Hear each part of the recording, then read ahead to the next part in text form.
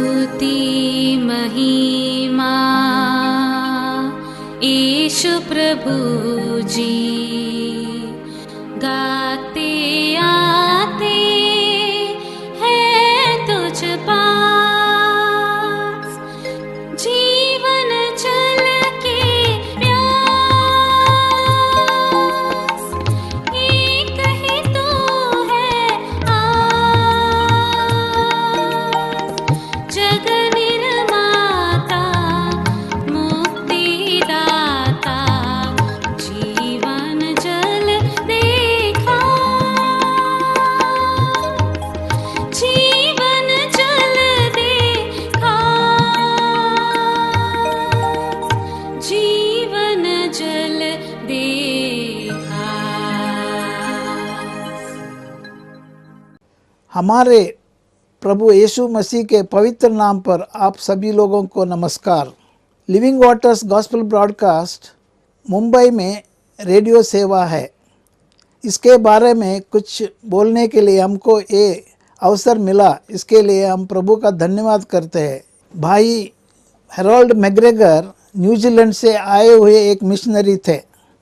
1953 में जब वो हिंदुस्तान को आया, उनके दिल में परमेश्वर ने ये बोझ डाला कि रेडियो के द्वारा हिंदुस्तान के लोगों को सुसमाचार सुनाए। वो समय में रेडियो सिलोन बहुत प्रसिद्ध था। 95% लोग उससे सुनते थे। सिलोन रेडियो के साथ 5 बरस का उसने कॉन्ट्रैक्ट दस्तखत किया। उन 5 बरस में परमेश्वर ने जो सब ज़रूरतें उनको दिया, अर्थात आज तक भी 2013 तक वो कर रहा है। इसके लिए परमेश्वर का स्तुति हो। परमेश्वर ने अद्भुत रीति से शुभ संदेश टीवी का पहचान कर दिया ताकि उसका सेवा आगे बढ़े।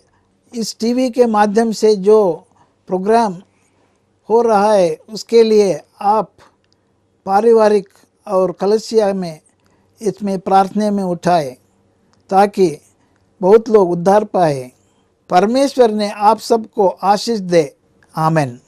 प्रभु यीशु मसीह के मधुर नाम में जीवन जल कार्यक्रम में आप सबका हार्दिक स्वागत है। यूहन्ना रचित सुसमाचार 4 अध्याय के 14 पद में पवित्र शास्त्र बाइबल कहते हैं कि परंतु जो कोई इस जल से पिएगा जो मैं उसे दूंगा, वो फिर अनंत काल तक प्यासा न होगा, वरना जो जल उसे मैं दूंगा वो उसमें एक सोता बन जाएगा जो अनंत जीवन के लिए उमड़ता रहेगा।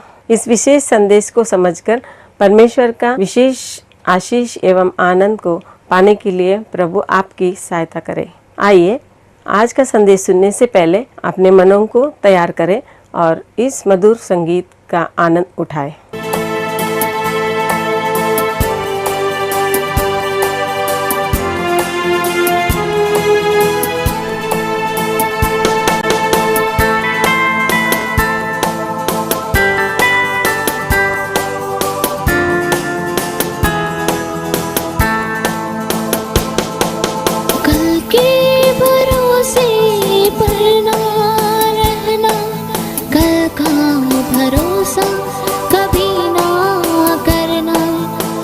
क्या होगा किसी ने न जाना, किसी ने न जाना। कल के भरोसे पर ना रहना।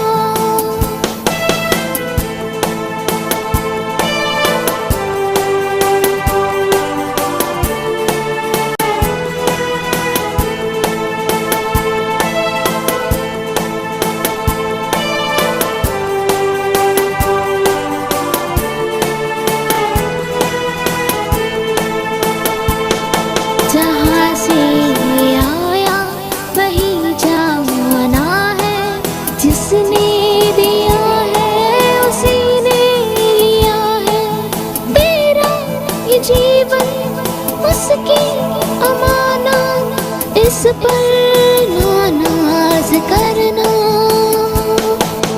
कल के भरोसे पर ना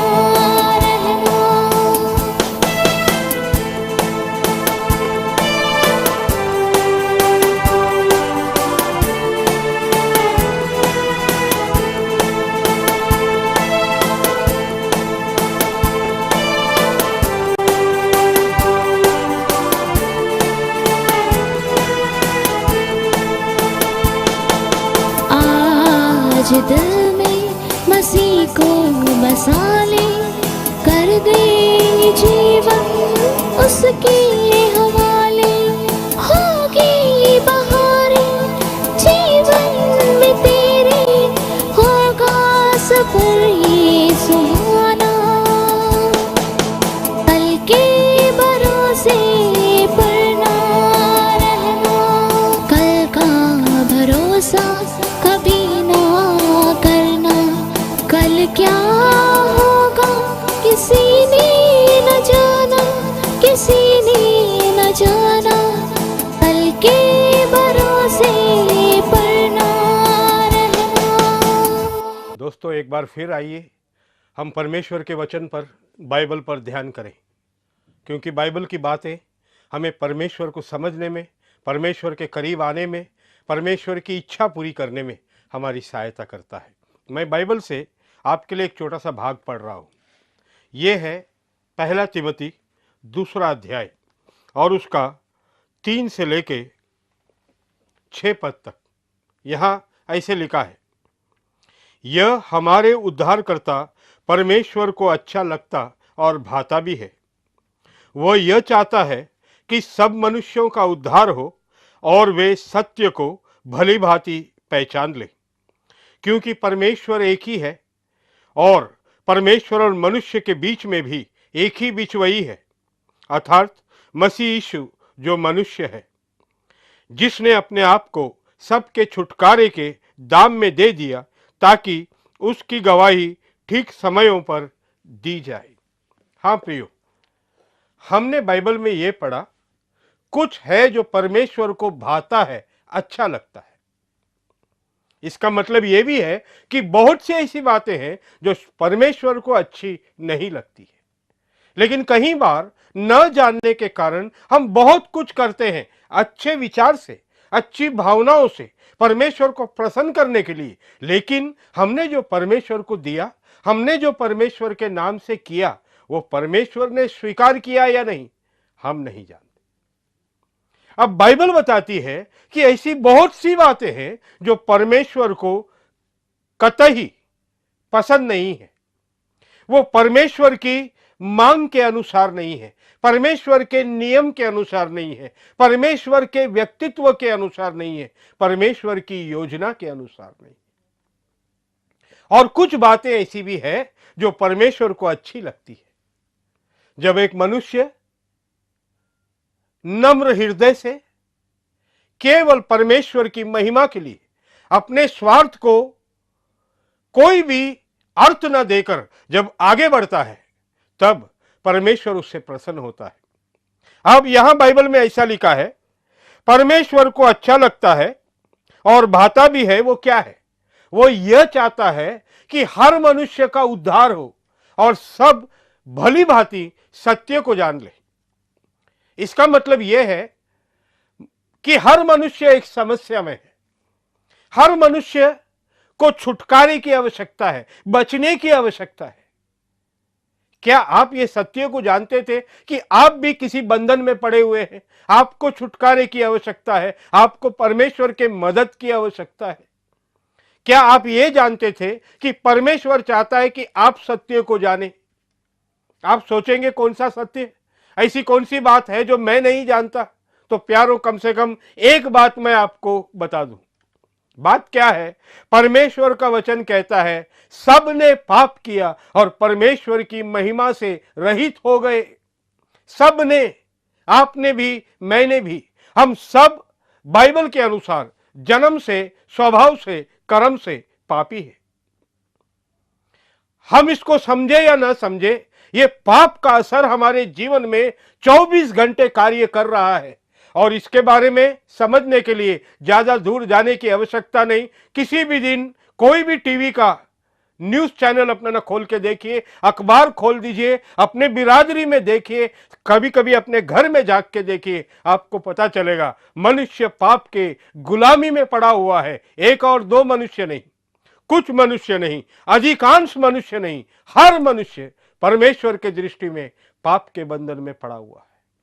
यह सत्य है। और इसके साथ जुड़ा हुआ दूसरा सत्य क्या है? यदि इस अवस्था में हम मर गए, यदि इस अवस्था में हम संसार से चल बसे, हमारे प्रियजन हमारे लिए भक्ति का काम करने से, दान पुण्य करने से हमारा प्राण स्वर्ग में कभी नहीं जाएगा।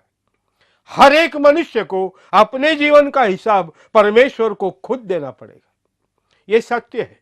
सत्य यह भी है, हम कितने भी भले चंगे हट्टे घट्टे क्यों ना हो, जीवन एक भाप के समान है, एक बादल के समान है, एक घास के समान है। अभी हरा है और धूप उसके ऊपर पड़ने से सूख कर मुरझा जाता है। प्यारों, हमने ये भी पढ़ा, बाइबल ये कहता है क्योंकि परमेश्वर एक ही है, परमेश्वर और मनुष्य के बीच में भी एक ही बिचवई है, अर्थात यीशु मसीह जो मनुष्य है। क्या सत्य है? परमेश्वर एक ही है। बाइबल कहती है परमेश्वर है, इसमें दो मत नहीं। और मैं परमेश्वर का धन्यवाद करता हूं, हमारे भारत में परमेश्वर की श्रद्धा, परमेश्वर के प्रति भक्ति, परमेश्वर को कुछ देने का मन हम भारतीयों में बहुतायत से पाया जाता है। जबकि ऐसे कितने देश और कितने लोग हैं संसार में जो परमेश्वर के अस्तित्व पर विश्वास नहीं करते। लेकिन हमारे लिए प्रश्न यह है कि यह परमेश्वर कैसा है? यह कौन परमेश्वर है? यह कौन है जो आराधना, स्तुति, प्रशंसा के योग्य है? यह कौन है जिसने सारे जगत को बनाया? यह कौन है जो अपने शब्द के बल से सारी सृष्टि का निर्माण किया? प्यारों, परमेश्वर का वचन कहता है परमेश्वर एक ही है। ये परमेश्वर कैसा है? ये पवित्र परमेश्वर है, ये धर्मी परमेश्वर है, ये न्यायी परमेश्वर है, ये ना बदलने वाला परमेश्वर है, ये पवित्र परमेश्वर है, ये दयालु परमेश्वर है। ये वही परमेश्वर है जिसके बदौलत आप ये संसार में जीते हैं। ये वही परमेश्वर है जिसने आपको आपके मां के गर्भ में रचा है। आपकी मां आपको पहचानने से पहले जो आपको अच्छी तरह से जानता था, वही परमेश्वर है। ये वही परमेश्वर है जिसने मनुष्य को अपने स्वरूप बनाया, अनंत काल के जीवन के लिए बनाया, अपनी महिमा को प्रकट करने के लिए बनाया। आज वही मनुष्य परमेश्वर से बहुत दूर अपने अपने मार्ग और टेढ़ी चाल चलन में चलते हुए बर्बादी की ओर बड़ी रफ्तार से बढ़ रहा है। ये वही परमेश्वर है। प्यारों, अब बाइबल ने यह कहा परमेश्वर एक है और हम उसका आदर करते हैं, हम उसकी भक्ति करते हैं। लेकिन बाइबल यह कहती है परमेश्वर और मनुष्य के बीच में एक बिचवई है, एक मध्यस्थ है जो दोनों के बीच में समझौता कर सके। तो सवाल यह उठता है, अगर वो परमेश्वर हमारा सृष्टि करता है, अगर वो परमेश्वर हमसे प्रेम करता है, अगर वो परमेश्वर हमसे भक्ति चाहता है और हम मनुष्य उसकी आराधना करने चाहते हैं, उसको प्रसन्न करना चाहते हैं, उसको कुछ छड़ाना चाहते हैं, तो उनके और हमारे बीच में वो कौन सी दूरी है, वो कौन सी दीवार है? क्यों परमेश्वर और मनुष्य के बीच में एक बिचवई की आवश्यकता है? बाइबल खुद इसका उत्तर देती है। बाइबल में लिखा है, तुम्हारे अधर्मों ने तुम्हें परमेश्वर से दूर और अलग कर दिया है। तुम्हारे अधर्मों ने, तुम्हारे पाप ने, तुम्हारे गुनाहों ने, तुम्हारी अभिलाषाओं ने, तुम्हारी झूठ ने, तुम्हारे स्वार्थ ने तुम्हें परमेश्वर से अलग कर दिया है। हाँ प्यारो, हम ये जाने या न जाने, हम ये समझे या न समझे, लेकिन ये हकीकत है, सबसे बड़ा सत्य है कि परमेश्वर और मनुष्य के बीच में एक बहुत बड़ी दूरी है, एक बहुत बड़ी दीवार है, एक अलगाव है। इसलिए परमेश्वर और मनुष्य के बीच में एक मध्यस्थ की आवश्यकता है। अगर आप ये पूछते हैं कि भाई साहब ये अलगाव क्यों? जब वो मुझसे प्रेम करता है, मैं उससे प्रेम करता हूं, तो फिर अलगाव क्यों? परमेश्वर मुझे जैसा मैं हूं स्वीकार क्यों नहीं करता? मध्यस्थ क्यों रखा है? क्योंकि धर्मी परमेश्वर पाप से किसी प्रकार का कोई समझौता नहीं कर सकता है। जब तक मनुष्य में पाप होगा, वो पवित्र और धर्मी परमेश्वर उस पापी मनुष्य को अपने पास नहीं ले सकता है। उस पापी मनुष्य का चढ़ाया हुआ कोई चढ़ावा भी ग्रहण नहीं कर सकता है। प्यारो, आपके और मेरे जीवन में, सारे मानव जाति के जीवन में एक चीज जो हमें परमेश्वर से दूर करती है, वो है पाप। पाप के कारण परमेश्वर हमें अपने पास ले नहीं सकता, और पाप के कारण मैं चाहते हुए भी एक भाता हुआ, एक ग्रहण योग, एक प्रसन्न होने वाला भेंट परमेश्वर को कभी भी चढ़ा नहीं पाऊंगा जब तक ये पाप मेरे अंदर पाया जाएगा। इसलिए क्योंकि ये पाप के बंधन से, ये पाप के असर से, ये पाप की आदतों से, ये पाप के स्वभाव से मनुष्य अपने प्रयत्न से कभी अलग नहीं हो सकता। परमेश्वर ने हमको प्रेम करके हमें बचाने के लिए अपने पुत्र को ये संसार में भेजा। उसका नाम है यीशु मसीह। मध्यस्थ बन के आया, लेकिन सिर्फ आकर खड़े रहकर मनुष्य को परमेश्वर के पास ऐसे ही लेके नहीं जा सकता। अगर पापी मनुष्य को पवित्र परमेश्वर से भेंट कराना है तो प्रभु यीशु मसीह को कुछ करना होगा, ताकि यह मनुष्य परमेश्वर की मांग को पूरी कर सके।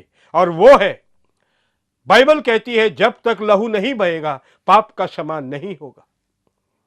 गाय, बकरी और मुर्गे का लहू बहाने से मनुष्य का पाप क्षमा हो नहीं सकता। मनुष्य का पाप क्षमा होना है तो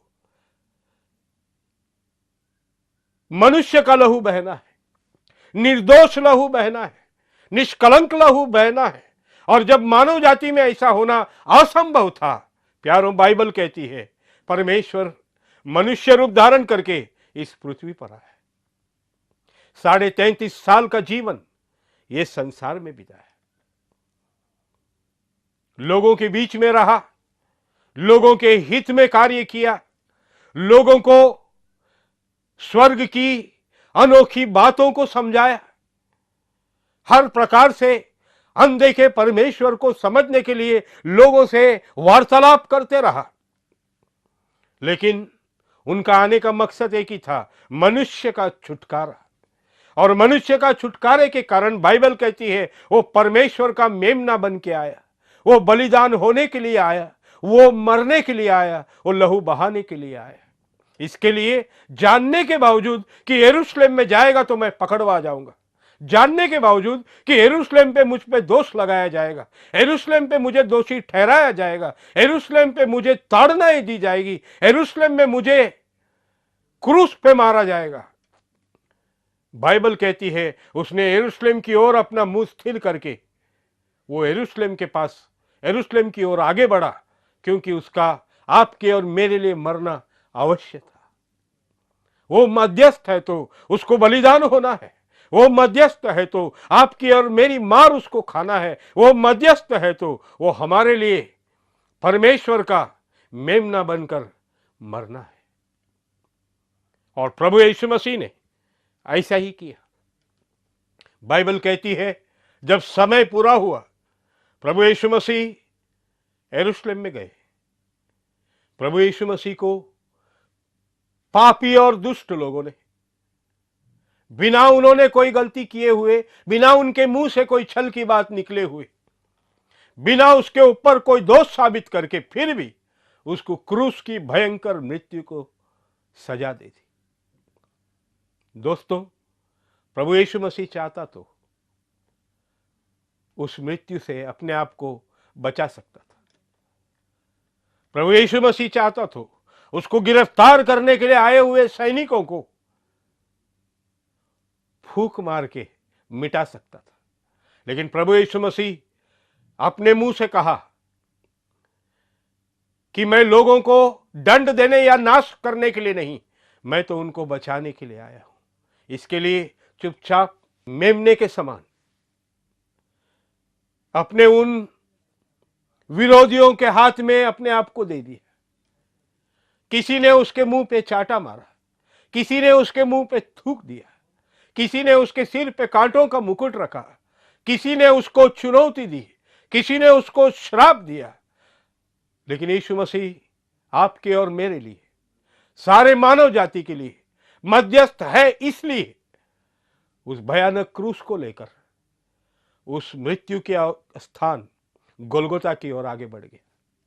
प्यारो, प्रभु यीशु मसीह का मृत्यु एक कहानी और कल्पना नहीं है। प्रभु यीशु मसीह का मृत्यु इतिहास की एक बड़ी सच्चाई है। प्रभु यीशु मसीह का मृत्यु मानव जाति का सबसे बड़ा एक लाभ का कारण है। प्रभु यीशु मसीह का मृत्यु आपको परमेश्वर के पास जोड़ने का एकमात्र उपाय और रास्ता है। परमेश्वर एक है, परमेश्वर और मनुष्य के बीच में एक बिचवई या मध्यस्थ है, वो प्रभु यीशु मसीह है। क्यों? क्योंकि वो परमेश्वर का भेजा हुआ था, क्योंकि वो आपके और मेरे लिए मरने के लिए आया था, क्योंकि वो क्रूस पे मर गया। उतना ही नहीं, क्योंकि वो मुर्दों में से जी उठा है, परमेश्वर के दाहिने विराजमान है, प्रभुओं का प्रभु और राजाओं का राजा है। और बाइबल कहती है, जो कोई भी उसको विश्वास करेगा, जो कोई भी उसे अपने मुंह से अंगीकार करेगा, जो कोई भी अपने हृदय में प्रभु यीशु मसीह को बुलाएगा, वो निश्चित रूप में पाप का क्षमा पाएगा और जिस परमेश्वर से दूर है, उस परमेश्वर के बिल्कुल करीब आकर परमेश्वर के साथ में एक बेटे और पिता का एक रिश्ता पाएगा। क्या आप एक ऐसा संबंध परमेश्वर से नहीं चाहते? क्या आप परमेश्वर के करीब नहीं जाना चाहते हैं? क्या आप परमेश्वर को भाता हुआ एक भेंट नहीं देना चाहते? अगर देना चाहते हैं तो प्यारो, आपके लिए, सारे मानव जाति के लिए प्रभु यीशु मसीह उपलब्ध है। हमको अब कुछ चढ़ाना नहीं है, हमको कोई नई कसम खाने की आवश्यकता नहीं है, हमको कोई नया प्रयत्न नहीं करना है। जो भी परिश्रम करना था हमारे प्रभु यीशु मसीह ने कर दिया। वो मर गए, वो तीसरे दिन फिर जी उठे, वो आज भी विराजमान है, बहुत जल्दी आने वाले हैं और जितनों ने उन पर विश्वास किया है उनको अपने साथ ले जाने वाले हैं। क्या आपके जीवन में अशांति है, निराशा है, पाप का बंधन है, दुख है, भय है, परमेश्वर की प्यास है? प्यारो, आज आप चाहे तो ये सारे उलझनों से एक क्षण में उभर सकते हैं। आप प्रभु यीशु मसीह के पास आ सकते हैं। क्या करना है आपको? कहां जाना है आपको? क्या देना है आपको? प्यारो, कुछ भी नहीं। बस आपको अपने दिल की गहराई से एक छोटी सी प्रार्थना करना है और परमेश्वर आपको क्षमा करके आपको अपने गोद में लेगा और ये बाइबल का दावा है, आपका जीवन बदल जाएगा। आप परमेश्वर के मंदिर बन जाएंगे। आप चाहे तो मेरे पीछे ये प्रार्थना कर सकते हैं। हे दयालु परमेश्वर, प्रभु जी, मैं इस बात से बिल्कुल अनजान था कि आपके और मेरे बीच में एक दूरी है, एक दीवार है। प्रभु जी, मैं मानता हूं कि मैं एक पापी हूं। प्रभु जी, मैं चाहता हूं कि आपको कुछ ऐसा दूं जो आपको अच्छा लगे। प्रभु जी, मैं धन्यवाद करता हूं कि मेरे लिए आपका बेटा प्रभु यीशु मसीह कलवरी के क्रूस पर मर गया, कि मेरे पापों का दाम उसने चुकाया, कि वो मुर्दों में से जी उठा। प्रभु जी, कृपया कीजिएगा, मेरे जीवन में आइएगा, मुझे ये नया जीवन दीजिएगा, मेरी दूरी यीशु मसीह के कारण मिटा दीजिएगा। प्रभु यीशु के नाम से। प्रियो, अगर आपने ये प्रार्थना की है, उद्धार आपका है, दूरी मिट गई है, आप परमेश्वर के संतान हो गए हैं, आनंद से भर जाइए, हमसे संपर्क कीजिए। हम प्रभु के साथ चलने के लिए और आपकी सहायता करेंगे। परमेश्वर का अनुग्रह आपके साथ बना रहे। आज आपने कोई आशीष पाए हो या यदि आप इस विषय में अधिक जानकारी लेने चाहेंगे या कुछ प्रार्थना का विषय बांटना चाहते हो, हमारा पता है जीवन जल, Nav Bhavna 422 SVS road, post box 19161, Prabha Devi, Mumbai 400025। प्रार्थना एवं मुफ्त बाइबल करस्पॉन्डेंस कोर्स के लिए हमें संपर्क करें।